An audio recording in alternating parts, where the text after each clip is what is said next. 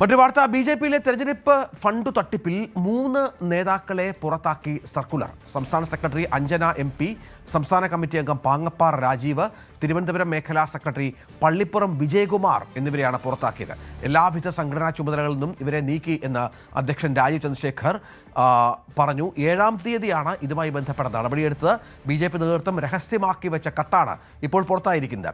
VV Arun ചേരുന്നു. അരുൺ, ഇത് BJP അനുഭാവികളെ, BJP പ്രവർത്തകരെ ഞെട്ടിപ്പിക്കുന്ന ഒരു സംഭവമാണ്. ഈ ഫണ്ട് തട്ടിപ്പും പണം തട്ടിപ്പും ഒന്നും ആദ്യമായല്ല ബി.ജെ.പിയിൽ. പക്ഷേ ഇത്തവണ കാര്യങ്ങൾക്ക് ഗൗരവം കുറച്ചുകൂടി കൂടുതലാണ്. കാരണം അത്രത്തോളം ഗൗരവത്തോടെ പാർട്ടി സമീപിച്ച ഒരു തെരഞ്ഞെടുപ്പിലാണ് ഈ വലിയ തട്ടിപ്പ് നടന്നിരിക്കുന്നത്.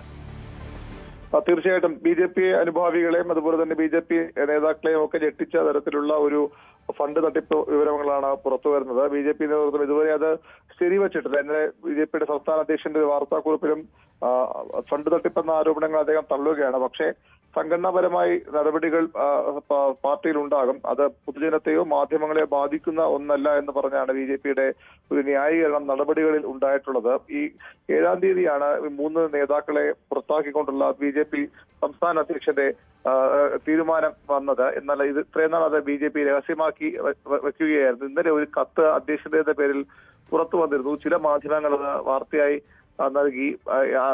അതിനെതിരെയാണ് ഇന്നലെ സംസ്ഥാന അധ്യക്ഷൻ വീണ്ടും വാർത്താക്കുറിപ്പ് ഇറക്കിയത്. വ്യാജമാണ്, അത്തരമൊരു കത്തും വന്നിട്ടില്ല എന്നായിരുന്നു സംസ്ഥാന അധ്യക്ഷന്റെ അവകാശവാദം. ഏതായാലും ആ കത്തിൽ ചില പിശകുകൾ ഉണ്ടായിരുന്നു. അത് എങ്ങനെയെന്ന കാര്യത്തിൽ ബി.ജെ.പി അന്വേഷണം ആവശ്യപ്പെട്ട് സംസ്ഥാന പോലീസ് മേധാവിയെ സമീപിക്കുമെന്നും വ്യക്തമാകുന്നു. ഏതായാലും യഥാർത്ഥത്തിൽ ഇത്തരമൊരു നടപടി ഉണ്ടായിട്ടുണ്ട്. അത് 7-ാം തീയതിയാണ് സംസ്ഥാന അധ്യക്ഷന്റെ ഒപ്പോടുകൂടിയ നടപടി ഉണ്ടായിരിക്കുന്നത്. സംസ്ഥാന സെക്രട്ടറി അഞ്ജന AP, സംസ്ഥാന കമ്മിറ്റി അംഗം പാങ്ങപ്പാറ രാജീവ്, തിരുവനന്തപുരം മേഖലാ സെക്രട്ടറി പള്ളിപ്പുറം വിജയകുമാർ, ഈ 3 പേരെയും ബി.ജെ.പിയുടെ അച്ചടക്ക സമിതിയുടെ ശുപാർശയുടെ അടിസ്ഥാനത്തിൽ എല്ലാ ചുമതലകളിൽ നിന്നും ഒഴിവാക്കിക്കൊണ്ട് സംഘടനാ ചുമതലകൾ നീക്കുന്നു എന്നുള്ള ഒരു കത്താണ് അന്ന് പുറത്തിറക്കിയിരിക്കുന്നത്. ഈ ആളുകളുടെ പേരിലാണ് സാമ്പത്തിക തട്ടിപ്പ്, തിരിമറി ആരോപണം വന്നിരിക്കുന്നത്. ഇവർക്ക് ഈ പണം തിരിച്ചടയ്ക്കാനുള്ള സമയമാണ് ബി.ജെ.പി നേതൃത്വം ഇപ്പോൾ നൽകിയിട്ടുള്ളത്. അതാണ് ആ രീതിയിൽ പണം തിരിച്ചടച്ചില്ലെങ്കിൽ 3 പേരെയും പാർട്ടിയിൽ നിന്ന് പൂർണ്ണമായും പുറത്താക്കും. ഇപ്പോൾ സംഘടനാ ചുമതലകളിൽ നിന്ന് മാത്രമാണ് മാറ്റിയിട്ടുള്ളത്. പാർട്ടിയിൽ നിന്ന് പുറത്താക്കാനാണ് തീരുമാനമെടുത്തിരിക്കുന്നത്. അത് ഈ പണം തിരിച്ചടച്ചില്ലെങ്കിൽ എന്ന ഒരു നിബന്ധനയോട് കൂടിയാണ്. ഏതായാലും വലിയ രീതിയിലുള്ള ഫണ്ട് തട്ടിപ്പ് ആരോപണം ബി.ജെ.പിയിലുണ്ട്. ഇന്നലെ ആരോപണങ്ങൾ നിഷേധിച്ചുകൊണ്ട് സംഘടനാ ജനറൽ സെക്രട്ടറി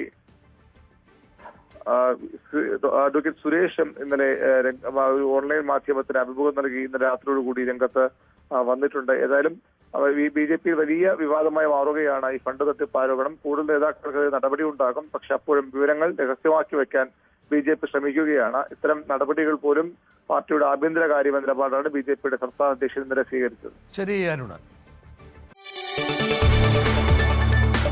കൂടുതൽ വാർത്തകൾക്ക് News 18 Keralam YouTube channel subscribe ചെയ്യുക.